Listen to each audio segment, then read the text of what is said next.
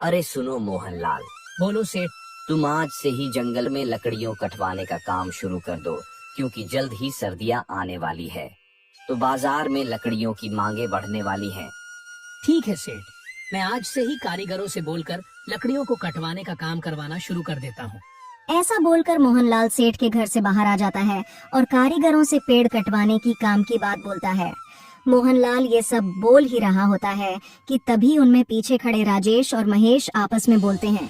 मेरा आज काम करने का बिल्कुल मन नहीं है, कल से काम शुरू करेंगे। सही कहा राजेश, आज बिल्कुल मन नहीं है, कल से काम शुरू करेंगे। आज कुछ बहाना बना देते हैं। उन दोनों को बात करते हुए मोहनलाल देख लेता है। तुम दोनों को कुछ कहना है? हाँ, आज मुझे कुछ काम है, इसलिए कल से काम शुरू करूँगा। तभी महेश भी बोलता है। हाँ मोहनलाल जी, मुझे भी थोड़ा काम है, मैं भी काम कल शुरू करूँगा। लेकिन सेठ ने आज ही से काम शुरू करने का कहा है। तभी किशन बोलता है। कोई बात नहीं, मैं आज ही से लकड़ी काटने का काम शुरू कर देता हूँ। किशन, तुम आज रात से जंगल में लकड़ी काटने का काम शुरू कर देना।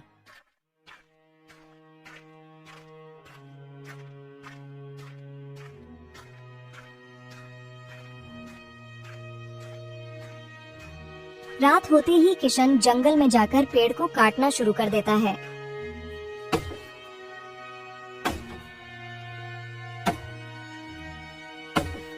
चलो, आज का तो मेरा काम खत्म हो गया है। एक काम करता हूँ कि ये कुछ चमकती हुई लकड़ियाँ लेकर घर चला जाता हूँ।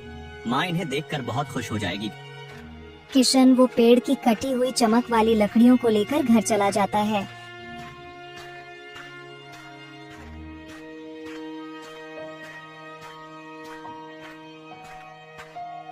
अरे माँ, देखो मैं क्या लाया हूँ। अरे, ये लकड़ियाँ इतना चमचमा क्यों रही हैं? ऐसा लगता है जैसे इसके अंदर सोना हो। अरे एक काम कर बेटा, ये सारी लकड़ियाँ मुझे दे। मैं अभी इन्हें अंदर जाकर धोकर देखती हूँ कि आखिर इसके अंदर चमचमा क्या रहा है। किशन की माँ लकड़ियों धोकर वापस आती है और खुशी से कहती है। अरे देख बेटा किशन, ये तो सोना है सच में माँ। मेरी ये आंखें कभी धोखा नहीं खा सकती, ये सच में सोना है। हाँ माँ, ये एकदम असली सोना। हे माँ, तू सच बोल रही थी। इसका मतलब उस जंगल में जो मैंने पेड़ काटे थे समय जो चमचमाती चीज देखी थी, वो सब सोना है। मतलब वो सभी पेड़ों में सोना है। क्या कहा तूने? पेड़ों के अंदर सोना? हाँ माँ, ये बात मुझे मोहनलाल को बतानी होगी। नहीं बेटा, तुम ऐसा कुछ नहीं करोगे। अगर भगवान हमारी किस्मत बदल रहे हैं तो फिर तू क्यों सब खराब करना चाहता है बेटा? अमीर होने का यही मौका है हमारे पास। ये तो गलत बात है। इतना लालची बनना सही बात नहीं है माँ। ये सब बातें मुझे मोहनलाल जी को बतानी ही होगी। तो मैं अभी मोहनलाल जी को लकड़ी में से सोने निकलने की बात बता कर आता हूँ। किशन की बात सुनकर किशन की माँ गुस्सा हो जाती है और बोलती है। नहीं, मैं ऐसा नहीं होने दूंगी। अब मुझे ही कुछ करना होगा।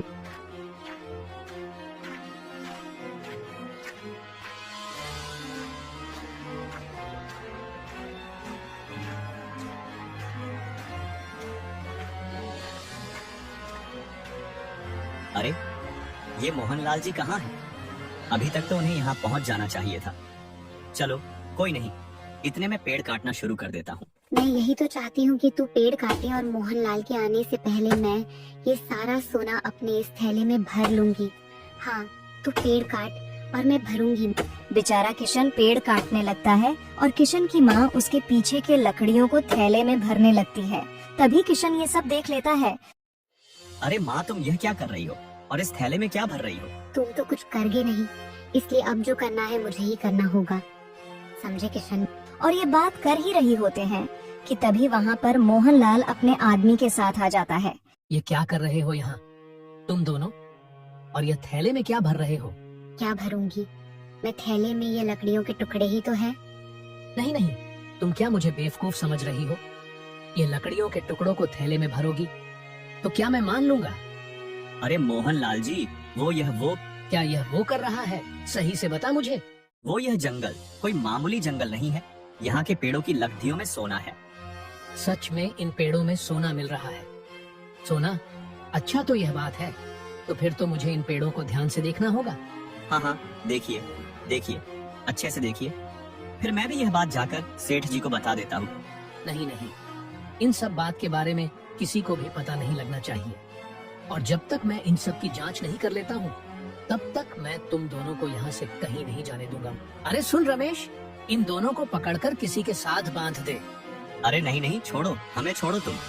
तुम ये हमारे साथ सही नहीं कर रहे हो। तो मोहनलाल, तू ये सही नहीं कर रहा है। तेरी ये करतूत मैं सेठ को बता के रहूंगी। अब मैं क्या कर सकता हूँ? अभी तुम लोगों को यह पता नहीं है। जब तक मेरा काम पूरा नहीं हो जाता तब तक मैं तुम दोनों को अपने पास बंदी बना कर रखूंगा, ताकि तुम दोनों मेरे काम में दखलंदाजी न कर सको। और हाँ, गलती से भी किसी को भी इस सोने के बारे में पता नहीं लगना चाहिए, नहीं तो यह सारा सोना फिर मेरा कैसे होगा। मोहनलाल सोने की लालच में आकर किशन और किशन की माँ को पकड़ लेता है। रात भर मोहनलाल का चेला जंगल के पेड़ों को काटता रहता है।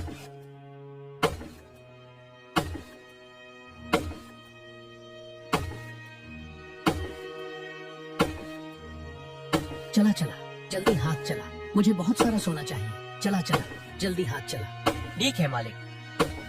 मालिक, अब हम दोनों भी बहुत अमीर हो जाएंगे। मोहनलाल इतना लालची हो जाता है कि वो ये भी नहीं देखता कि वो गरीबों पर कितना अत्याचार कर रहा है। देखो मालिक, मैंने कितना सारा सोना निकाला है। देखो मालिक।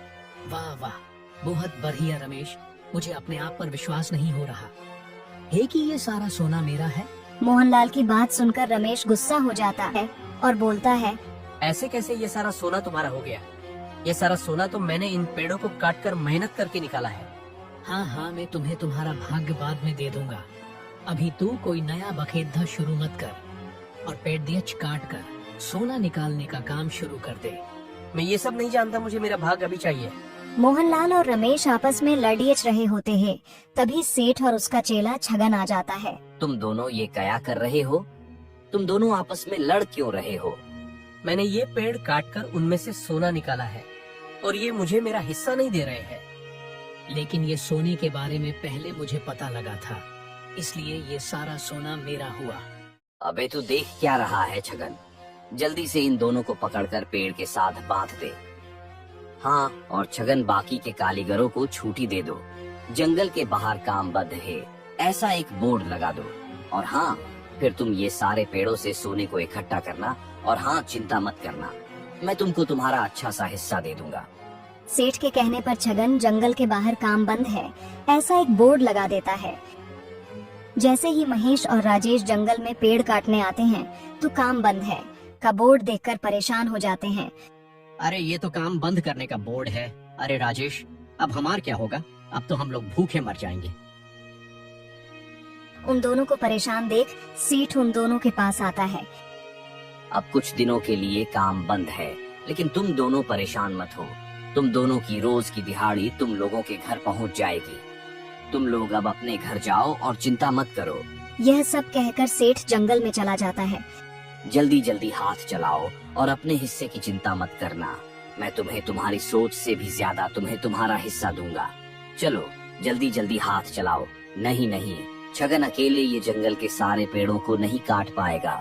मुझे कोई उपाय सोचना पड़ेगा जिससे जल्दी से जल्दी मुझे ये सारा सोना मिल जाए। सेठ जल्द से जल्द पेड़ों से सोना निकालने का उपाय सोचता है। उधर किशन और किशन की माँ अपने आप को छुड़ाने के प्रयत्न करते हैं। अरे अरे किशन, कुछ कर, जल्दी कर, ये हमारे हाथों को खोलने के लिए कुछ उपाय सोच। किशन वहाँ पड्डीड ही नुकीली चीज से अपने हाथों को खोल लेता है कि हम उस दुष्ट मोहनलाल से तो बच गए। लेकिन माँ, हमें यहाँ से जाने से पहले इस खबर को सही जगह पर बताना होगा। ओ भाई लोग, आप यहाँ ऐसे क्यों खड़े हो? कुछ काम धंधा नहीं करना है क्या? अरे हमको सेठ जी ने छुट्टी दी है और उन्होंने कहा है कि अब वो रोज की हमारी दिहाड़ी हमारे घर भिजवा देंगे। हाँ, तो इसलिए अब हमें कुछ चिंता नहीं है। अच्छा, तो लगता है कि सेठ को भी सोने की खबर लग गई है, इसलिए ये सब मिलकर अंदर सारा सोना समेटने की तैयारी कर रहे हैं। क्या सोना? कहाँ है सोना? हमें भी बताओ। हाँ हाँ, हमें बताओ कि सोना कहाँ है, नहीं तो हम तुम दोनों माँ बेटे को यहाँ से जाने नहीं देंगे। बताओ हमें। अरे सोना तो सारा जंगल के अंदर है। जंगल के पेड़ों को काटोगे तो उसमें से सोना ही सोना निकलेगा। अच्छा, तो सोना अंदर है तो मैं अभी अंदर जाता हूँ।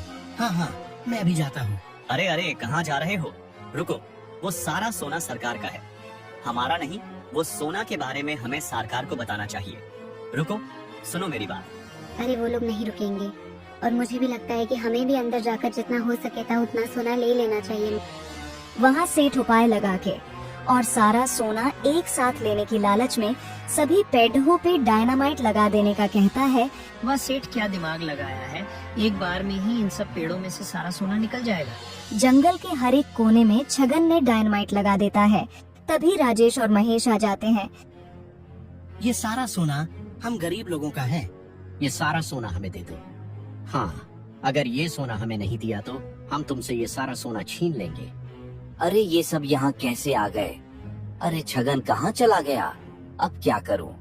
एक काम करता हूँ, ये ब्लास्ट कर देता हूँ, जिससे इन सभी का भी काम तमाम हो जाएगा और यहाँ का सारा सोना मुझे मिल जाएगा। अरे अरे ये क्या हो गया? ये इस जंगल का तो सत्यानाश हो गया। देखो माँ, देखो कैसे सोने के लालच की वजह से इन सब लोगों ने अपनी जान गंवा दी। वो कहावत सुनी है ना बेटा तूने कि ना रहेगा बांस और ना बजेगी बांसुरी।